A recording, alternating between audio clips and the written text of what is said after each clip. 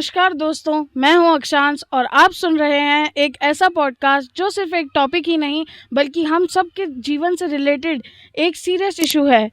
कभी सोचा है गर्मी इतनी ज़्यादा क्यों बढ़ रही है? बारिश कभी बहुत ज़्यादा तो कभी बिल्कुल कम क्यों हो रही है? धरती का ग्लेशियर्स क्यों पिघल रहे हैं? दोस्तों, ये सिर्फ एक वेदर चेंज नहीं, ये एक वार्निंग है नेचर की, जिसका नाम है ग्लोबल वार्मिंग। तो आज हम जानेंगे ग्लोबल वार्मिंग क्या है, इसके इफ़ेक्ट्स क्या हैं और हम इसे कैसे रोक सकते हैं। ग्लोबल वार्मिंग का मतलब होता है धरती के एवरेज टेम्परेचर का धीरे धीरे बढ़ना। इसका सबसे बड़ा रीज़न है ग्रीन हाउस गैसेस का बढ़ना, जैसे कार्बन डाइऑक्साइड, मीथेन और नाइट्रस ऑक्साइड।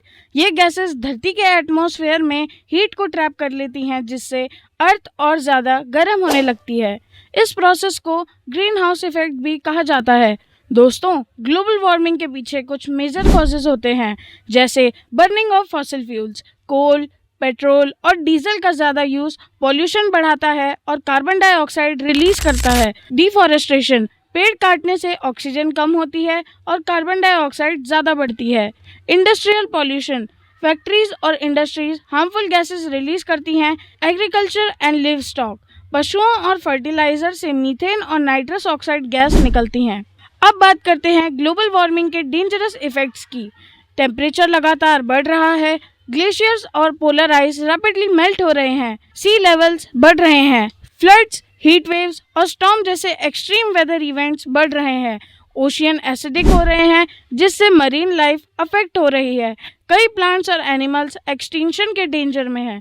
और दोस्तों, ये सिर्फ एनवायरनमेंट की प्रॉब्लम नहीं, फूड, हेल्थ और ह्यूमन लाइफ के लिए भी एक बड़ा थ्रेट है। लेकिन अभी भी टाइम है, हम सब मिलकर इसे कंट्रोल कर सकते हैं। रिन्यूएबल एनर्जी का यूज़ करें, जैसे सोलर एनर्जी और विंड एनर्जी। इलेक्ट्रिसिटी और फ्यूल वेस्ट ना करें, ज़्यादा से ज़्यादा ट्रीज लगाएं, प्लास्टिक पॉल्यूशन कम करें, पब्लिक ट्रांसपोर्ट और साइकिलिंग को प्रमोट करें। छोटे छोटे स्टेप्स ही फ्यूचर को सेफ बना सकते हैं। तो दोस्तों, धरती सिर्फ एक प्लैनेट नहीं, ये हमारा घर है और घर को सेफ रखना हम सबकी रिस्पॉन्सिबिलिटी है। याद रखिए, नेचर हमसे कुछ नहीं मांगती, सिर्फ थोड़ी सी केयर और रिस्पेक्ट चाहती है।